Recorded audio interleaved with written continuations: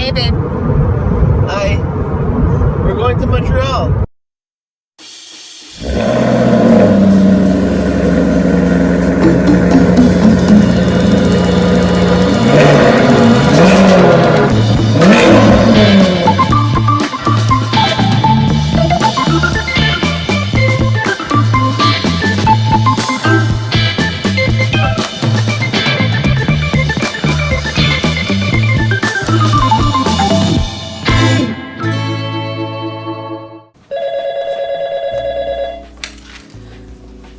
No, this is the last time I'm gonna say this, but we don't have time on this trip, okay? We're completely booked.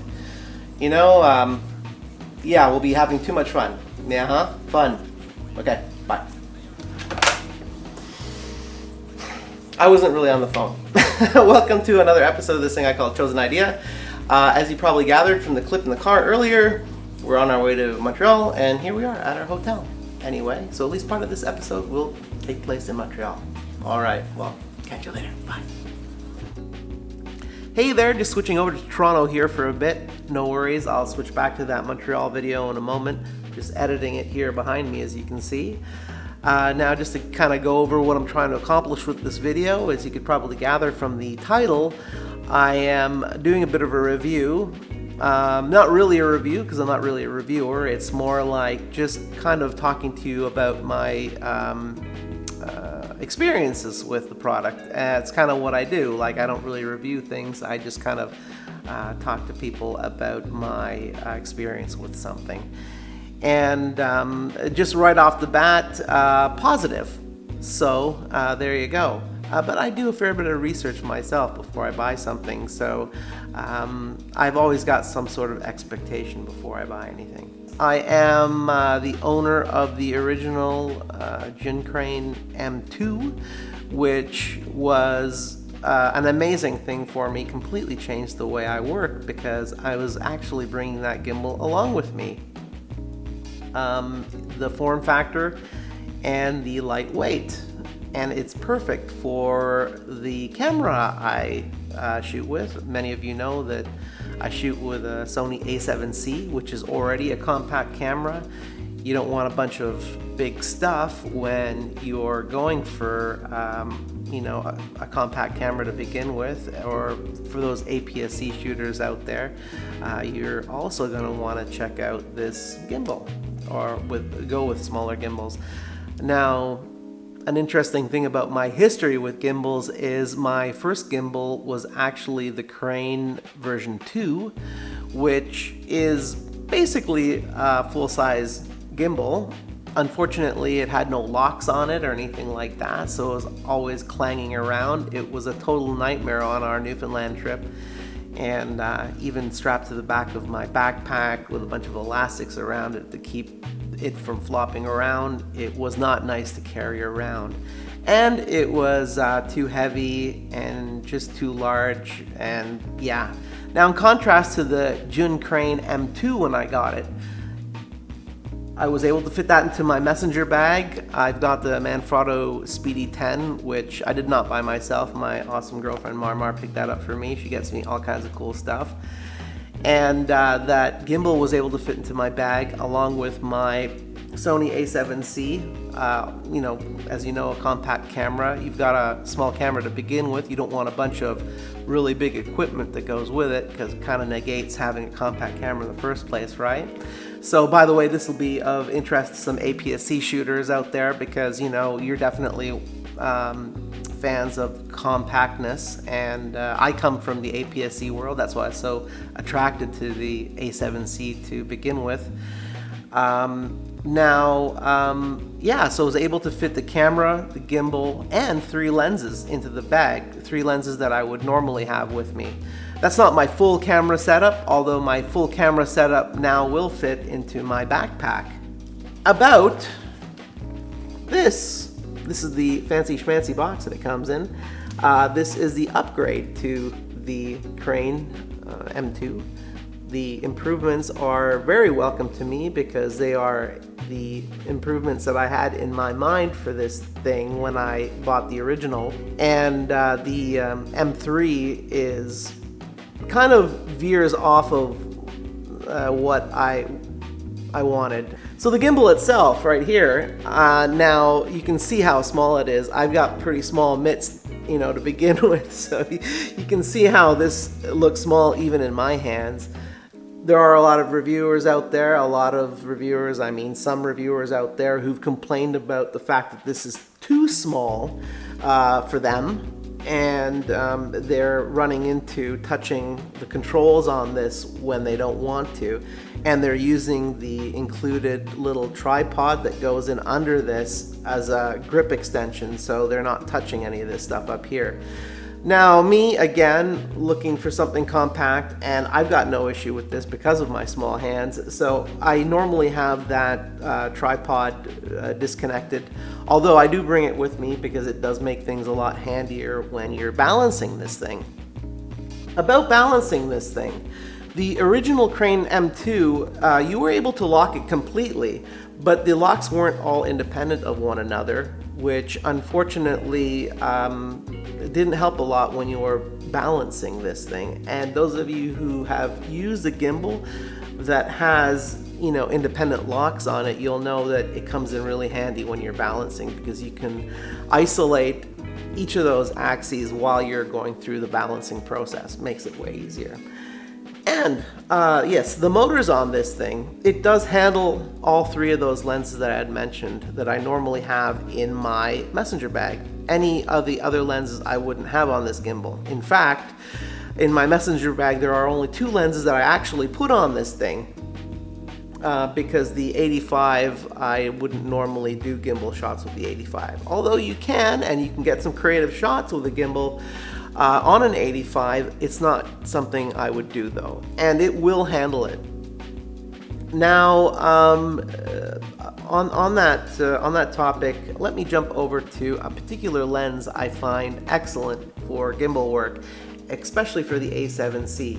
And it's this very, very compact lens, and some of you have seen this on my channel before. It's Samyang's 18mm 2.8.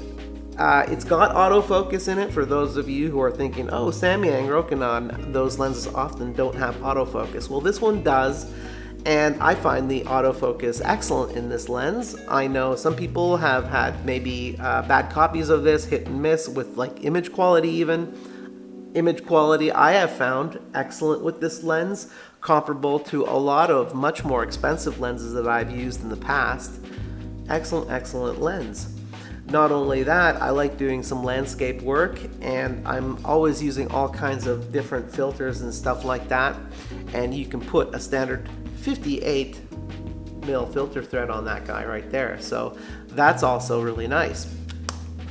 So shooting with something this wide or wider, or it doesn't even have to be this wide, it could be a 20mm, is the fact that you've got a lot of room to crop afterwards, which is awesome for post-stabilization. And many of you know the A7C has got the ability to record gyro data like some other cameras do now from Sony. And to activate that, you just turn off the internal stabilization, and then it'll immediately start recording gyro data to your file.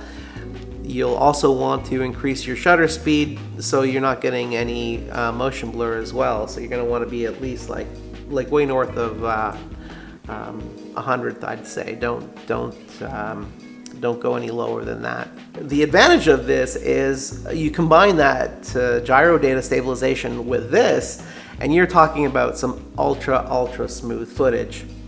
Now, clearly not everybody wants to go through the extra step of using Sony's Catalyst Browse software, like you're using a whole other package just to stabilize and going through that whole process. Although someone like me who takes a fair bit of time with these videos, I only do these videos if I've got the time, which is probably, you realize I don't post very often, and that's because I do take quite a bit of time with these videos. It's my hobby, so that's the deal, right? I'm not doing this to stress myself out. But that is an option if you're shooting a little bit wider, and if you've got a camera like the A7C that records gyro data. Now, another lens that I would put on the camera when doing gimbal work is the lens I'm shooting this with right now. It's Sony's f1.8 35mm. So there are many YouTube luminaries out there who are using Sony's 35mm 1.8 to do their talking head, including people like Philip Bloom. I love the results of this lens. It's the image quality, everything. I'm a big fan, and I also use it for doing some gimbal work. Now, if I'm shooting with the 35 doing gimbal work, I'm not necessarily putting it through Catalyst Browse because it is a little bit tighter, so you don't have that room to crop and post for the stabilization. But it does make for some really nice footage, and this guy here, you know, helps enough that if you've got your technique down, you can get some really nice footage with the 35mm in this thing. Anyways, so let's get back to Montreal. I'm going to show you a little bit about what this can do.